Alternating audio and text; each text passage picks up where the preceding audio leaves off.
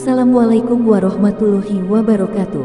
Allahumma sholli ala Sayyidina Muhammad wa ala ali Sayyidina Muhammad. Pemirsa yang dirahmati Allah, marilah kita simak ceramah dari Ustadz Abdul Somad dengan tema Tanya Jawab DGB tema syukur. Sebelumnya marilah kita perbanyak sholawat minimal 1000 kali sehari, agar hidup kita penuh barokah dan mendapatkan syafaat kelak. Marilah kita doakan semoga Ustadz Abdul Somad sekeluarga dan para penonton YouTube ini diberikan kesehatan dan diberikan kebahagiaan dunia dan akhirat. Amin ya robbal alamin. Sekarang kita jawab soalan-soalan. Soalan ini ada yang melalui handphone, ada juga yang melalui zahir dan batin. Kita bacakan dulu yang melalui handphone. Yang pertama adalah, bagaimana mau bersyukur sedangkan hidup kita sentiasa ditimpa berbagai kesulitan? Kenapa kita merasa hidup kita susah? Akulah yang paling susah, sayalah yang paling sulit. Sebab kita tak membandingkan diri dengan orang lain. Nabi Ibrahim alaihissalam, ayahnya kafir, Azar namanya. Lepas dari ujian ayah, berhadapan dengan umat yang menyembah berhala. Lepas dari ujian umat, berjumpa dengan umat yang zalim ingin merampas istrinya. Lepas itu, menikah dengan Sarah tak ada anak. Lepas itu, umur 86 tahun baru dapat anak namanya Ismail. Setelah Ismail lahir, kata Allah jauhkan dia, antar ke Makkah. Sampai di Makkah setelah anak remaja, kata Allah sembelih dia. Ujian tak pernah berhenti. Nabi Musa alaihissalam belum lagi lahir, Fir'aun bermimpi nampak budak kecil menarik mahkotanya. Kata Fir'aun, tangkap semua perempuan, anak yang lahir sembelih hidup-hidup, dianyutkan ke sungai Nil. Sampai hanyut sungai Nil, termasuk ke dalam rumah Fir'aun. Itu betul dimasuk. Fir'aun tak percaya, inilah mungkin budak kecil yang akan mengambil mahkotaku. Kata Asiyah, dia ni budak baik bang Fir'aun. Kalau tak percaya, cubalah bagi dia arang menyala dengan kuih. Mana yang dia ambil? Setan sudah nak ambilkan tangan, malaikat mengalihkan, terambil bara api. Budak kecil masuk ke dalam mulut, lidah kena bara api. Lepas dia remaja, dewasa, duduk istana Fir'aun. Lepas itu dia tengok ada dua orang berkelahi. Fawakazahu Musa, dia lerai, dia pisahkan, dia pukul sikit, mati, terusir, jauh. Sampai di bawah pokok kayu, yang masa tu Nabi tengok ada pokok kayu di bawah, kata Jibril, itulah tempat Nabi Musa menanti saat dia keluar. Sampai akhirnya berjumpa dengan anak Shu'aib. Berjumpa dengan anak Shu'aib, akhirnya nikah dengan anak Shu'aib. Maharnya 8 tahun mengembala kambing. Bukan mengajarkan surat Ar-Rahman, bukan senang. Selepas dia kuat, dia berhadapan dengan Bani Israel, menghadap Fir'aun, dikejar-kejar Fir'aun. Nabi Zakaria, Nabi Yahya, Nabi Isa, mana ada mereka yang lepas daripada ujian? Itulah maka kita disuruh baca Quran, baca kisah Nabi-Nabi, orang-orang soleh, penuh dengan ujian. Nabi Muhammad SAW lahir, ayah dah meninggal.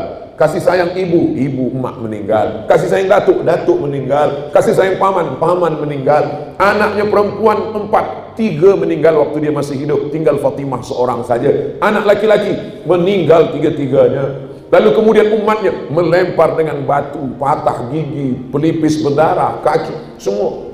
Jadi kalau ada orang merasa ujian saya ini banyak, macam mana kita bandingkan dengan orang-orang soleh, orang-orang yang luar biasa ibadahnya? Jadi sebetulnya ujian hidup kita ini belum ada apa-apanya. Kita merasa kitalah yang paling susah, sebab kita belum membandingkan dengan orang-orang yang lebih daripada kita. Kita kira cakap saya ini betul atau tak betul? Alhamdulillah. Soalan yang kedua, dalam suasana kehidupan kini banyak cabaran. Mana yang lebih utama? Kita menunaikan hak ke atas orang lain, atau menuntut hak kita ditunaikan oleh orang lain? Kalau ada hak orang lain pada diri kita, itu namanya kewajiban. Kalau ada hak kita di tangan orang lain, kita mesti tuntut, sebab itu punya kita. Man mata duna malihi fahuwa syahid. Siapa yang mati membela hartanya, maka dia mati syahid. Tapi yang paling penting, jangan sampai kita memakan harta orang lain, menganiaya orang. Tapi kalau hak kita diambil orang, kita jangan diam, kita ambil balik. Yang paling penting antara keduanya, jangan sampai aniaya orang. Sebab apa? Sebab dosa zalim aniaya ini yang paling berat nanti di hadapan Allah Subhanahu wa taala. Saya Ustaz Abdul Somad, ada orang ambil duit saya tapi saya izinkan sajalah. Izin apa takut? Ini kadang orang sebenarnya dia takut, tapi dia kata izin, saya ikhlaskan saja. Tapi tiap hari dia sebut. 3. Saya ada pinjam duit dengan sahabat. Kerana kesibukan perkara hutang tersebut, terlupalah hingga sahabat saya ini meninggal. Bagaimana cara nak bayar hutang? Cari anak dia. Anak bini dia tak ada lagi, ahli waris dia. Ahli waris dia pun tak ada juga, satu pun dah habis ditelan tsunami semua, habis ditelan bumi semua. Maka carilah masalih ammah, kepentingan am, ke tempat anak yatim, fakir miskin, masjid. Hitung kira berapa yang terpakai duit dia, 100 ringgit, maka bagikan, kembalikan milik umat kepada umat. Hadhihi ummatukum ummatan wahidah. Ini adalah umat yang satu. Jangan sampai mati membawa hutang. Harimau mati meninggalkan belang, gajah mati meninggalkan gading, manusia mati meninggalkan hutang. Bagaimana kita mahu bersyukur sedangkan hidup kita sentiasa ditimpa kesulitan? Bandingkan kesulitan nabi-nabi, wali-wali, orang soleh. Kesulitan hidup kita ini belum ada apa-apanya dibandingkan dengan mereka. Tengok kesulitan Nabi Yusuf, saudara kandung mencampakkan ke dalam perigi, diambil oleh Aziz, dibawa ke Mesir, difitnah pula, mengganggu istri, padahal istrinya yang tak betul, masuk ke dalam penjara. Itu Nabi. Kita ni belum ada apa-apanya ujian kita ini. Dalam suasana hidup, saya ada baca hadis menyebutkan di akhir zaman ramai pengikut Dajjal dalam kalangan wanita. Kenapa wanita paling ramai menjadi pengikut Dajjal? Wanita ini selalu direndahkan. Yang merendahkannya ustaz. Yang paling banyak ikut Dajjal wanita. Yang paling banyak masuk neraka wanita. Sekarang saya tanya, yang paling banyak di dunia ini lelaki apa wanita? Wanita. Yang paling banyak datang tazkirah pengajian lelaki atau wanita? Wanita. Jadi sebenarnya di akhir zaman, perbandingan lelaki dengan wanita, likulli qayyim, satu lelaki, khamsun, 50 wanita. Jadi makna hadis itu sebenarnya di akhir zaman paling banyak wanita. Yang paling banyak ikut Dajjal wanita, paling banyak masuk neraka wanita, tapi yang paling banyak di surga juga wanita. Sebab makhluk yang paling banyak adalah wanita. Tengok di sekolah-sekolah sekarang, paling banyak wanita. Anak orang banyak wanita. Anak saya saja 2 lelaki, tak ada wanita. Tapi anak kawan-kawan saya, saudara saya, banyak wanita. Jadi makna hadis itu adalah bahwa jumlah wanita di akhir zaman lebih banyak. Kenapa banyak wanita yang lebih mudah ikut pada Dajjal? Sebab dia lebih mengedepankan perasaan daripada fikiran. Kalaulah talak itu pada tangan wanita, mungkin satu hari lelaki kena tolak 10 kali. Itulah mengapa di tangan lelaki. Lelaki lebih banyak pada fikiran, perempuan lebih banyak pada perasaan. Kita ini kalau ikutkan perasaan, kalau dah suka tak nampak kesalahan orang, kalau dah benci tak nampak kebaikan orang. Maka kita tidak ikutkan hati, tak ikutkan perasaan, tak ikutkan fikiran. Yang kita ikutkan adalah dalil Quran, sunnah, dan pendapat para ulama yang soleh. Al ulama warasatul anbiya. Apa hukum wanita keluar rumah selepas kematian suami sebelum habis iddah? Walladzina yutawaffawna minkum, lelakinya suaminya meninggal, wa yadharuna azwajan, meninggalkan istri, maka mereka menunggu berapa lama? Arba'ata ashhurin wa ashra, menunggu 4 bulan 10 hari. Bagaimana selama 4 bulan 10 hari itu?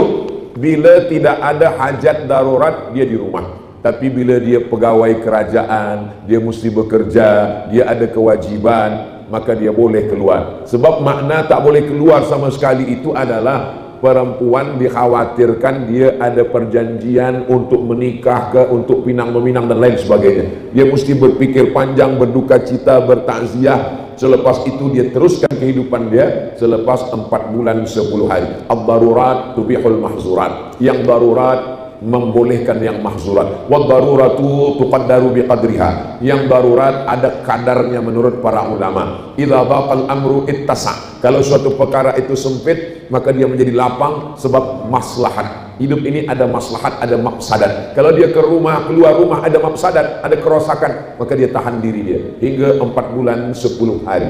Jadi kalau ada belia-belia yang nak menikahi janda, tunggulah 4 bulan 10 hari.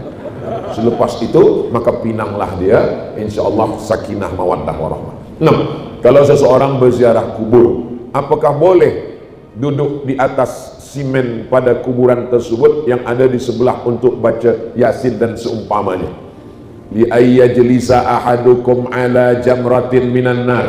Kamu duduk di atas bara api neraka, fatuhriqu siyabahu, lalu bara api neraka itu membakar bajunya, membakar kainnya hingga kulitnya. Lebih baik min ayyajlisa ala qabrin, daripada duduk di atas kubur. Yang dimaksud dengan kubur itu mana? Yang dimaksud dengan kubur adalah batas kepala, kaki, badan. Oh, kalau begitu badan batu yang ada di kanan kiri itu bukan kubur.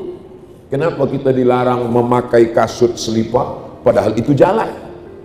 Kecuali di situ ada duri, ada air, ada kotor, maka seelok-eloknya selipar kita diletakkan. Tapi kalau dia ada jalan, boleh lalu, kita jalan lalu. Padahal itu bukan badan dia, tak ada jasad dia di bawah. Itu salah satu bentuk ihtiram, penghormatan, kemuliaan. Maka jangan duduk di situ. Kalau nak baca Yasin, adab kita ziarah kubur. Adab yang pertama, assalamualaikum ya ahla diyar minal mu'minin wa inna insyaallah bikum lahiqun yarhamullahu mustaqdimina wal mustakhirin nasallallahu lana wa lakumul afiyah. Adab yang kedua, hikmat takut, sebab kita ingat mati. Ulkuru mahasina mautakum, ingat orang-orang baik yang ada di situ. Ulkuru min hadhimil lazzat, ingatlah banyak-banyak dia yang menghilangkan segala kenikmatan, yaitu ingat mati. Mengingat ziarah kubur ada 3 guna. Yang pertama, turiqul qulub, melembutkan hati. Yang kedua, tudmi'ul ain, meneteskan air mata. Yang ketiga, tazkiratan lil maut, mengingat mati.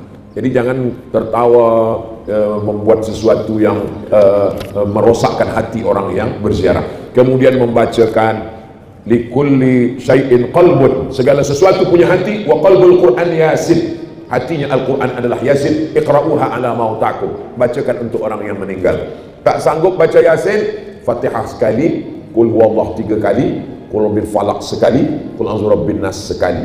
Tahlil afdal zikri fa'lam annahu la ilaha illallah, bacakan. Allahumma awsil thawaba ma qara'nahu, ya Allah sampaikanlah pahala bacaan saya. Al-Fatihah, Qulhu, Al-Falaq, An-Nas, pangkal Al-Baqarah, surah awal Al-Baqarah, ayat kursi, akhir Al-Baqarah 3 ayat, lillahi mafis. Tahlil kepada almarhum almarhumah yang ada, wa jami'il muslimin wal muslimat, Allahumma ighfir lahum warhamhum wa'afihim wa'fu anhum, Allahumma ja'al jannata maswahum, dan seterusnya. Lalu kemudian kembali mengingat kematian. Kuntu nahaitukum an ziyaratil qubur, dulu saya melarang kamu ziarah kubur, tak boleh ziarah kubur. Ala fazuruha, sekarang maka ziarahlah ke kubur dengan tetap menjaga adab-adab. Last sekali, berdoa berzikir selepas sholat itu boleh atau bid'ah? Assalamualaikum warahmatullahi, assalamualaikum warahmatullahi. Habis sholat. Sholat itu aqwalun, ucapan, wa af'alun, perbuatan.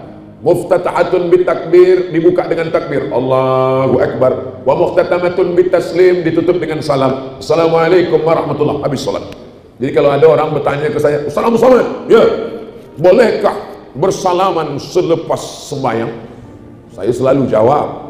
Saking selalu jawab mungkin dia tak dengar, lama-lama saya marah juga. Kata saya, jangankan bersalaman, kentut pun boleh. Kalau sebelum sembahyang tadi dah bersalaman, lepas sembahyang dia bersalaman lagi, hukumnya mubah. Kalau sebelum sembahyang dia tak ada bersalaman, selepas sembahyang baru dia bersalaman, hukumnya sunnah. Begitu kata Imam An-Nawawi. Adapun berzikir maka sunnah. Subhan, astaghfirullah, astaghfirullah, astaghfirullah, astaghfirullahalazim, astaghfirullahalazim, la ilaha illallah la syarika lah, lahul mulku wa lahul hamdu, Allahumma antas salam wa minkas salam, Allahumma la mani'a lima a'taita wa la mu'tiya lima mana'ta wa la radda lima qadaita. Subhanallah 33, alhamdulillah 33, Allahu akbar 33, dilengkapkan menjadi 100. La ilaha illallah la syarika lah, lahul mulku wa lahul hamdu, yuhyi wa yumiitu wa huwa ala kulli syai'in qadir. Adapun masalah jahar atau sir, itu yang ikhtilaf. Zikir selepas salat tak ada ikhtilaf, sunnah. Yang ikhtilaf itu jahar atau sir. mazhab Syafi'i dijaharkan sampai makmum faham. Bila makmum dah faham, disirkan. Ustaz Abdul Somad, kalau di masjid, saya kalau jadi imam, zikir selepas sembahyang saya baca jahar. Ada orang bertanya, Ustaz, makmum dah tahu, kenapa Ustaz tetap jaharkan? Makmum itu ada yang mu'allaf baru masuk Islam, makmum itu ada budak kecil yang tak tahu bacaan, makmum itu ada orang Islam, memang dia dah lama Islam, tapi baru itulah dia sembahyang, dia tak tahu bacaan. Maka saya kuatkan, sebab bila dia nanti balik, ini budak-budak kecil yang sembahyang di masjid, lepas itu mak dia tanya balik, apa yang dibaca Ustaz Somad tadi bila lepas sembahyang? Dia tak dengar. Maka saya jaharkan, sebab itu salah satu cara mengajar. Mazhab Hambali, zikir itu terus dijaharkan. Dalilnya hadis riwayat Abdullah bin Abbas. Kata Abdullah bin Abbas, kami tahu Nabi lepas salat dah selesai di masjid sebab kami mendengar suara takbir dari luar masjid. Abdullah bin Abbas di luar masjid, dia dengar suara takbir dalam masjid. Padahal masa itu belum ada lagi mic. Itu maknanya suara itu kuat. Allahu Akbar, Allahu Akbar, Allahu Akbar, Allahu Akbar. Begitulah suara Nabi dan sahabat waktu itu, sebab belum ada mic lagi, didengar oleh sahabat di luar masjid. Kami tahu Nabi dah selesai salat sebab kami mendengar suara takbir dari luar masjid. Jadi masalah dalil zikir jahar. Adapun berdoa bersama imam, dalil yang pertama, ad-da'i wal mu'ammin fil ajri sawa, yang berdoa dan yang mengaminkan pahalanya sama. Dalil yang kedua, Nabi pernah mengatakan amin, amin, amin, tapi yang berdoa tak ada. Sahabat bertanya, kenapa engkau katakan amin, amin, amin? Siapa yang berdoa? Kata Nabi, tadi Jibril datang. Kata Jibril 3, bu'dan liman adraka Ramadan falam yughfarlah. Celaka orang yang jumpa Ramadan tapi dosanya tak diampuni. Amin, kata Nabi. Bu'dan liman dzukirta wa lam yusalli alaika. Celakalah orang yang disebut namamu tapi dia tak berselawat kepadamu. Amin, kata Nabi. Bu'dan liman adraka walidahul kibara ahaduhuma aw kilahuma falam yudkhilahul jannah. Celakalah orang yang jumpa dengan ibu bapanya sampai tua tapi dia tak berbakti hingga dia tak masuk surga. Amin. Itulah dalil kalau ada orang berdoa kita mengaminkan. Amin, amin, amin. Dalil ketiga, qad ujibat da'watukuma.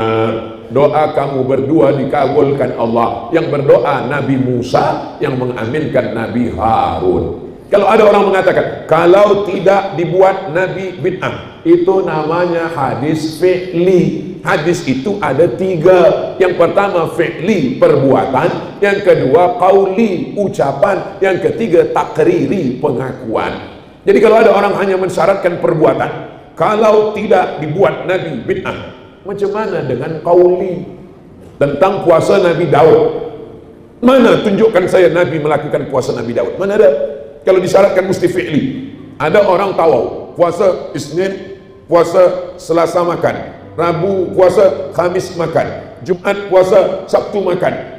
Itu hadisnya qauli, ucapan Nabi. Apa kata Nabi? Ahabbu shaum ilallah shaumi Daud. Puasa yang dicintai Allah, puasa Nabi Daud. Jadi sunnah itu 3. Yang pertama qauli, yang kedua fi'li, yang ketiga takriri. Kalau tidak dibuat Nabi bid'ah.